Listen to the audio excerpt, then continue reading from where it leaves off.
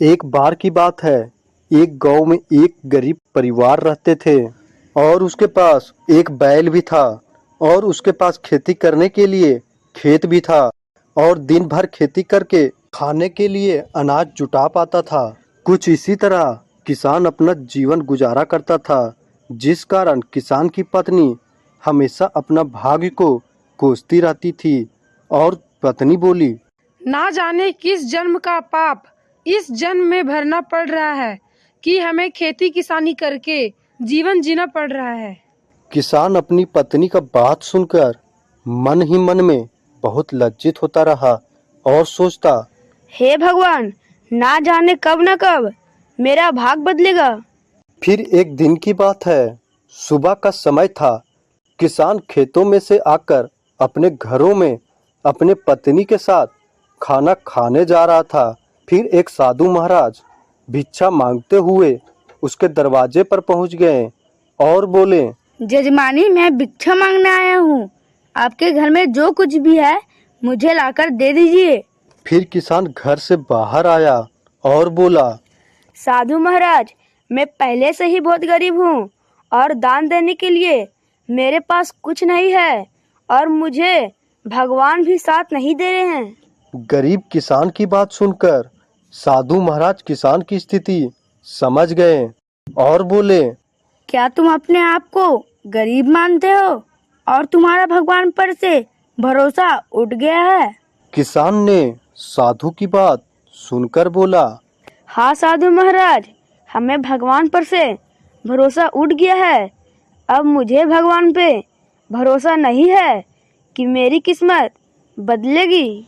किसान की बात सुनकर साधु महाराज बोले, ठीक है, हम जैसा कहते हैं वैसा ही करते जाओ। फिर गरीब किसान ने बोला, क्या करना होगा जिसमें हमारे अच्छे दिन आ जाएंगे और हमारी गरीबी अमीरी में बदल जाएगी?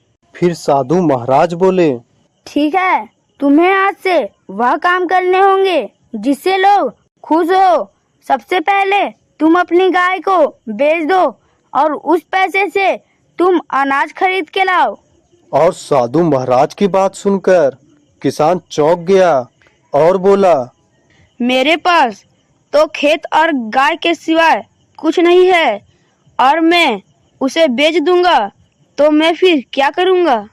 फिर साधु उसे समझाते हुए कहा, मेरे बताए हुए कहने पर किसी तरह का नुकसान होता है तो उसका भरपाई मैं करूंगा। अब जो कहता हूँ वो करो। फिर किसान सोचते सोचते गाय को बेच आया और उस पैसे से खाने पीने का सामान भी ले आया और साधु के कहने पर खाने पीने के लिए भोजन बनाया और आसपास के आदमियों को भगवान का प्रसाद कहकर खाने के लिए देने लगा।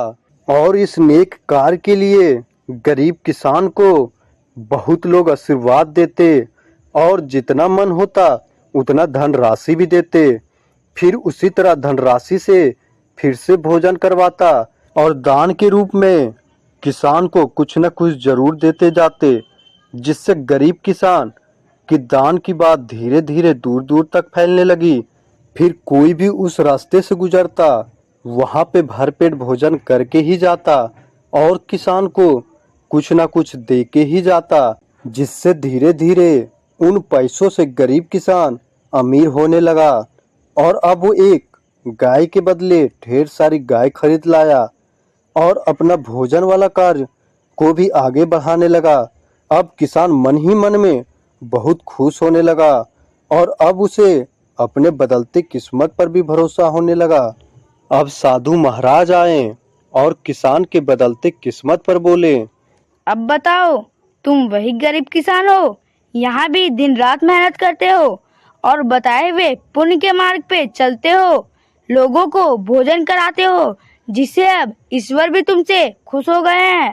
पहले जहाँ खुद के लिए मेहनत करते थे, खुद के लिए सोचते थे, लेकिन अब दूसरे के लिए भी सोचते हो, तब ईश्वर भी तुम्हारे साथ है। फिर किसान ने बोला, हाँ साधु महाराज, आप सही कर रहे हैं। अगर हमें अपने जीवन में आगे बढ़ना है तो हमें दूसरों की मदद करते ही रहना चाहिए। हमें इस कहानी से यह शिक्षा मिलती है कि कर भला तो हो भला। अगर वीडियो पसंद आई हो तो दोस्तों में शेयर करें और चैनल पर न्यू हो तो सब्सक्राइब करें।